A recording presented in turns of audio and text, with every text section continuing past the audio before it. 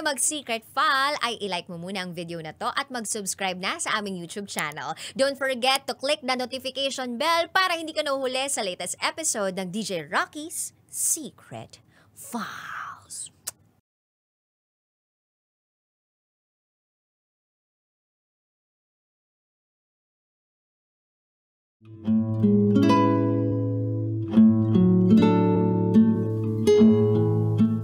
And now, it's time for DJ Rocky's Secret Files.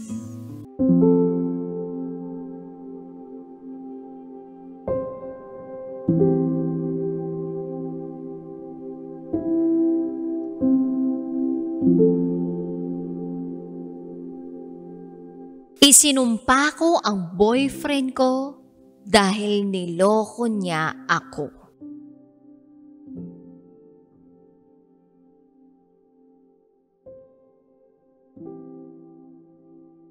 Hi DJ Rocky. Isa akong avid fan mo. Matagal ko nang gustong i-share itong kwento ko. Hindi ko lang talaga alam kung paano uumpisahan. Itago mo na lang ako sa pangalang April. At ito ang aking secret file.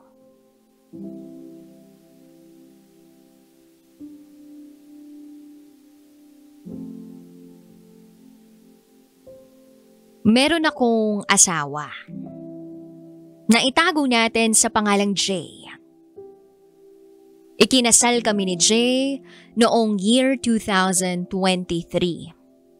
Pero 12 years na kaming live-in. Meron kaming isang anak. 11 years ago, 20 years old pa lang ako nang mabuntis ako ni Jay. Dahil doon, nagsama kami sa bahay ng parents ko.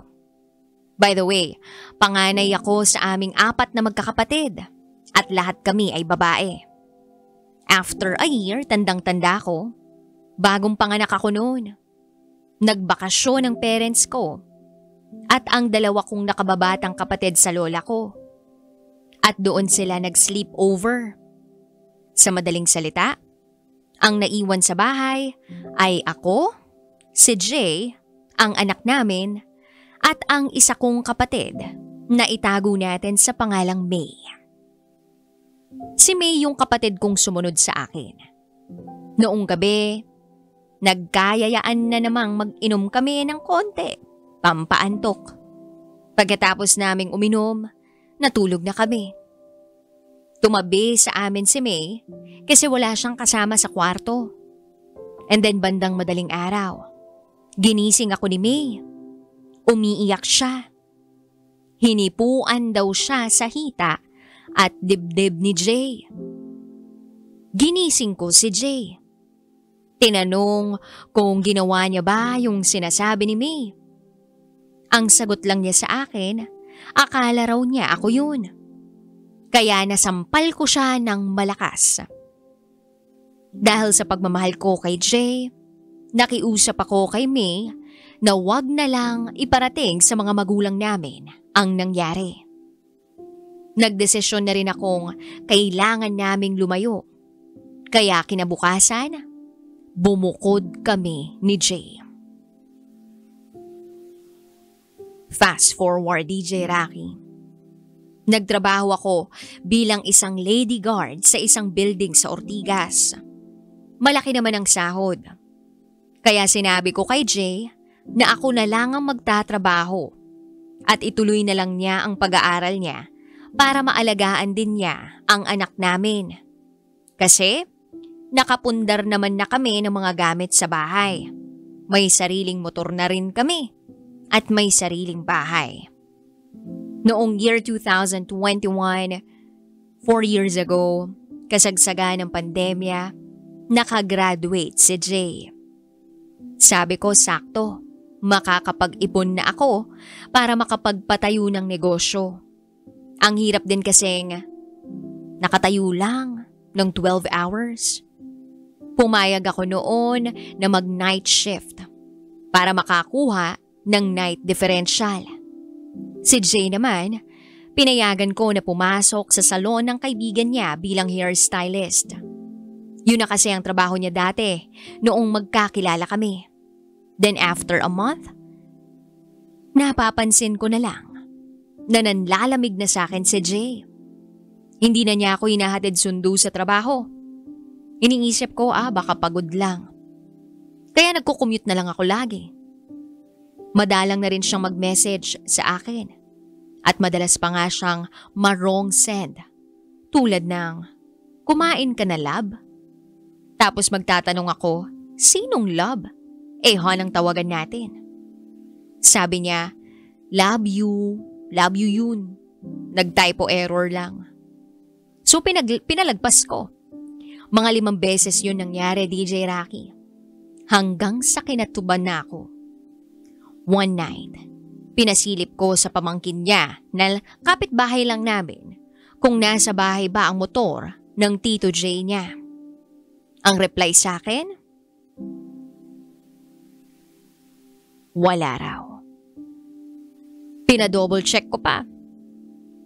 Kinabukasan, tinanong ko siya kung saan siya pumunta.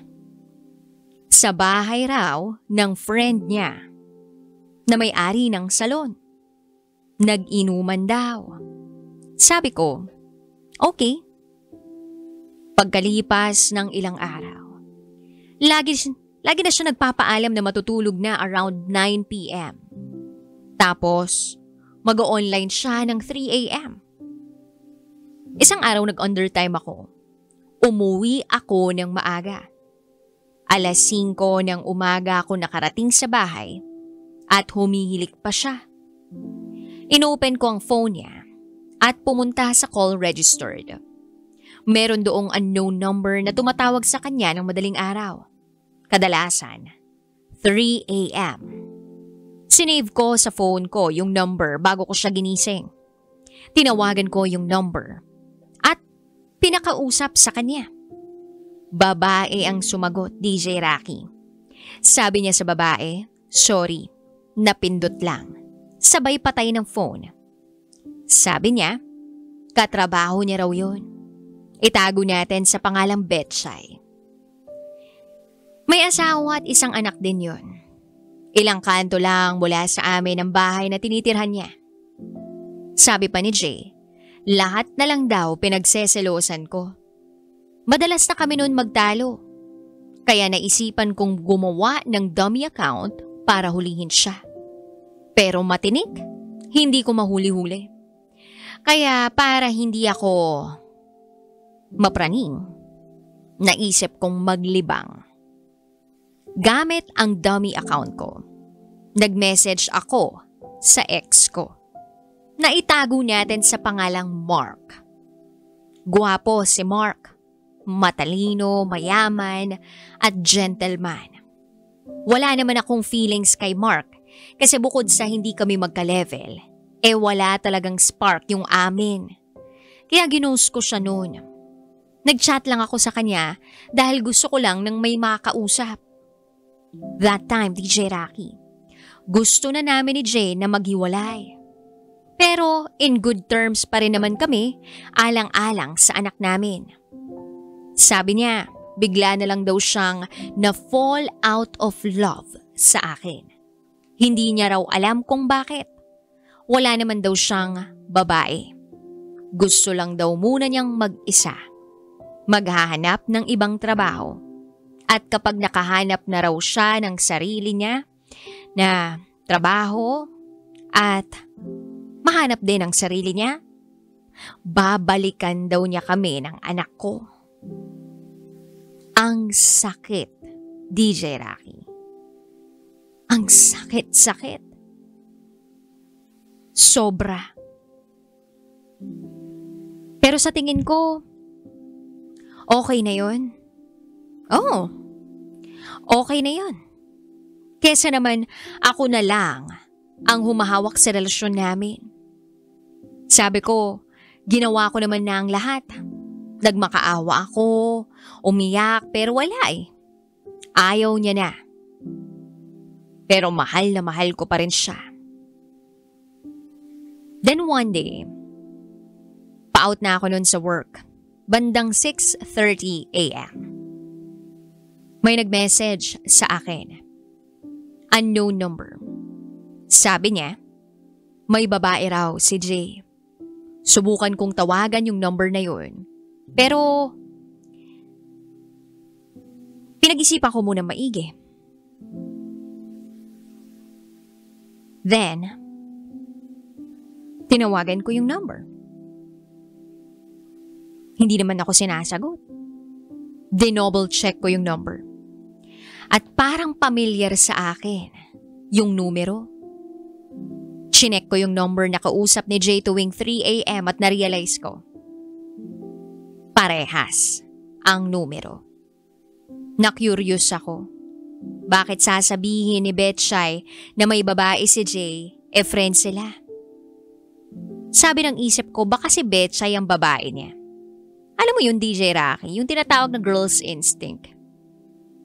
Hinayaan ko yung sarili ko na magsalita ng hindi pinag-iisipan nang tinawagan ko si Jay. Sabi ko, alam ko na ang lahat. Kung sino yung lagi mong pinupuntahan ng madaling araw. Alam ko na rin kung sino si Betchay sa buhay mo. Ang sagot niya sa akin, DJ Rocky? Isang beses lang may nangyari sa amin pero wala kaming relasyon. Takting yan. Pagkarinig ko noon, parang gumuho ang mundo ko. Parang gumuho yung building na pinapasukan ko.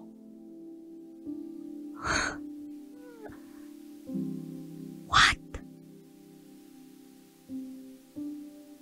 Nanlabo yung paningin ko dahil sa luha na nagmumula sa mga mata ko. Wala akong ibang nasabi kundi bakit. Habang tumutulo ang mga luha ko. Ang dami kong tanong. Bakit niya nagawa yun? Saan ako nagkulang? Sumobra ba ako? Mahal na ba niya yun? Iiwan niya na ba kami ng anak namin? Na sa sobrang sakit, nasabi ko na lang kay Jay na sinusumpa ko siya habang buhay at hindi siya magiging masaya. Pagkatapos ay umuwi ako sa bahay, kinuha ko ang anak namin. Nag-empake ako. Si Jay umiiyak lang sa kwarto. Walang ibang salita na lumalabas sa bibig niya kundi sorry. Hanggang sa umalis na kami ng anak ko. At doon muna ako sa parents ko. Nagstay. Nag-resign din ako sa trabaho ko. Kasi pakiramdam ko, wala nang saysay ang buhay ko. Si Jay, DJ Rocky, si Jay ang tanging pangarap ko. Lahat ng goals niya, kahit pansarili lang niya, naging goal ko na rin. Kaya hindi ko inaasahan ang mga bagay na nalaman ko pa tungkol kay Jay at kay Betchay. Hindi ko talaga inakalang may mga magagawa si Jay na labis na ikadudurog ng puso ko. Sa loob lang ng isang linggo matapos kong umalis sa tinitirhan namin ni Jay, nalaman kong pumunta pa pala si Betchay sa bahay habang nasa trabaho ako. Doon ay nag-inom sila ni Jay hanggang sa nakatulog doon si Betchay. Nalaman ko rin na yung kaibigan na pinagkakatiwalaan ko, alam pala niya ang lahat tungkol kay Betchay at kay Jay, pero wala man lang siyang sinabi sa akin. Sa katunayan, kasama pa siya nung nag-inuman sila Jay at Betchay sa bahay. Mga walang hiya. Eto pa, nabuksan ko yung dummy account na ginagamit ni Jay at Betchay. Dahil kinuha ko yung phone ni Jay kasi may gusto pa akong malaman. Nakita ko doon sa dummy account lahat. Lahat ng pictures nilang magkasama. Meron doon naghahalikan silang dalawa. Nagyayakapan na walang damit. May pictures pa na nasa hotel. Nagpapasahan din sila ng pictures ng private parts nila. Pati pictures ng pag-CR ni Betchay at pagligo ni Jay sa banyo. Sinesend nila sa isa't isa. Sa isip ko lang, sanggala.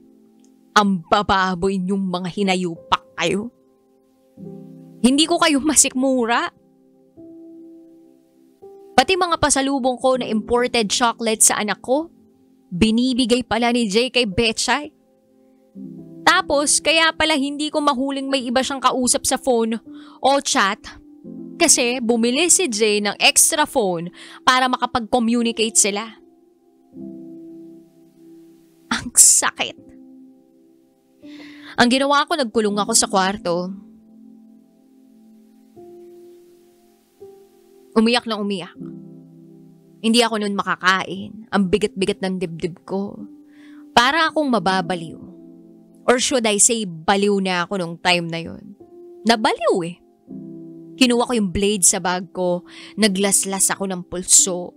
Humiga ako pagkatapos at nakatulog. Nagising na lang ako. Nasa ospital na ako, nakabenda yung kamay. Pumasok pala si May sa kwarto. At nakita akong duguan.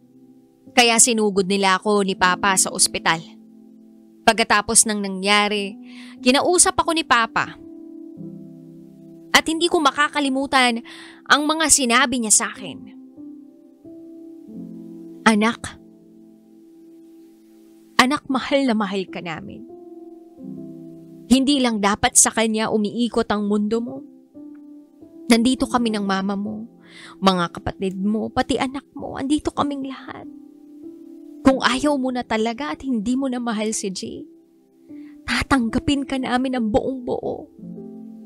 Pero kung mas matimbang ang pagmamahal mo kaysa sa sakit na nararamdaman mo, bigyan mo ng second chance, hindi ka namin huhusgahan. DJ Rocky. Oo, sobrang sakit. Pero mahal ko pa rin si Jay. Walang oras na hindi ko siya namimiss kaya nagdesisyon ako na patawarin siya at magbalikan kami. Pinakita niya naman sa akin kung gaano siya nagsisisi sa ginawa niya.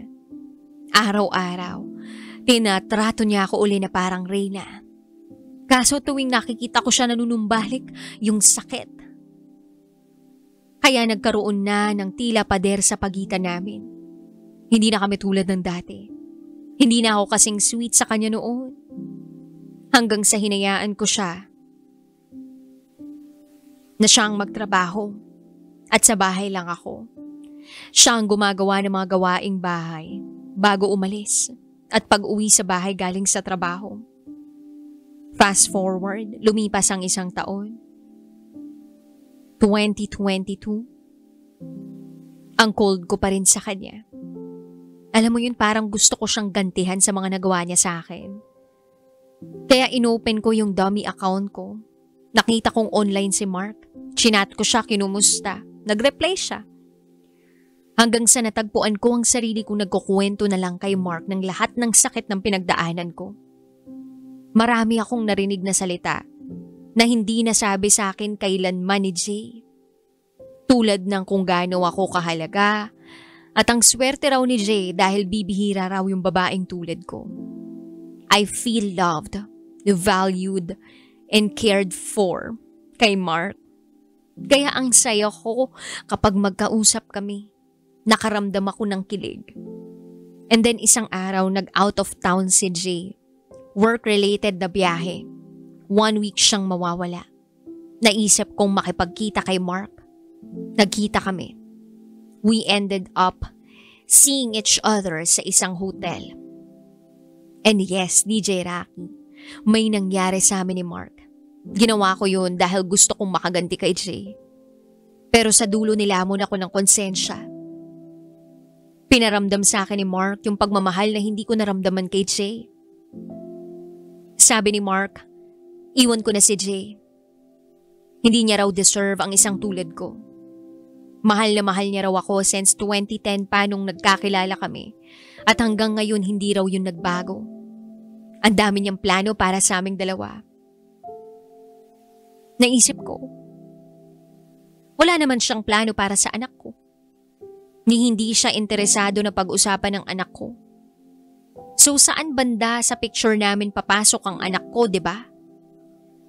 Kaya nag-decide akong itigil ang kung anong meron kami ni Mark. Nag-focus ako sa anak ko at sa pagtanggap uli kay Jay. December 2022, nag-propose sa akin si Jay. And I said yes. October 2023, ikinasal kami. Ibinaon ko na sa limot ang lahat ng sakit, pati na ang pagtataksil ko na walang kahit sinong nakakaalam. Jay and I plan to have another child kaya January 2024, nagpa-check up ako sa OB-GYN. Nirefer niya ako sa isang oncologist. Nalaman ko na meron akong cervical cancer, stage 3C. Grabe ang iyak ko noon habang naglalakad ako palabas ng ospital. Natagpuan ko na lang yung sarili ko sa loob ng simbahan. At dun iniyak ko lahat-lahat. Inihingi ko ng tawad sa Panginoon ang lahat ng kasalanang nagawa ko. Sabi ko pa, eto na ba yung ibinigay kong sumpa kay Jay? Bumalik lang sa akin na hindi siya magiging masaya habang nabubuhay ako. Eto na ang pinakamalaking pagsubok sa buhay namin, DJ Rocky. Talagang sinusubukan kami ni Lord kung gaano kami katatag. Nag-undergo ako ng radiation therapy, chemotherapy. At meron pang isa na klase ng therapy na naging sanhi ng early menopausal ko. Kaya hindi ko na mabibigyan pa si Jay ng anak. Ang hirap tanggapin. Pero nakita ko kay Jay kung gaano niya ako mas minahal. Gabi-gabi rin siyang umiiyak dahil sa awa sa akin. At ako naman hindi ko ma-confess sa kanya yung ginawa ko. At tingin ko, babaunin ko na lang hanggang sa hukay ang lahat kesa malaman pa ni Jay at tuluyan niya akong iwan. Hindi ko alam kung tama o mali ang mga naging desisyon ko sa buhay. Pero gabi-gabi, nagdadasal ako na sana isang araw gumaling ako at maitama lahat ng pagkakamali ko. Naway makasama ko pa ng mas matagal ang asawa at ang anak ko. Hanggang dito na lang, DJ Rocky. Maraming salamat sa pagpili ng aking kwento. Muli, ako si April. At ito, ang aking secret file.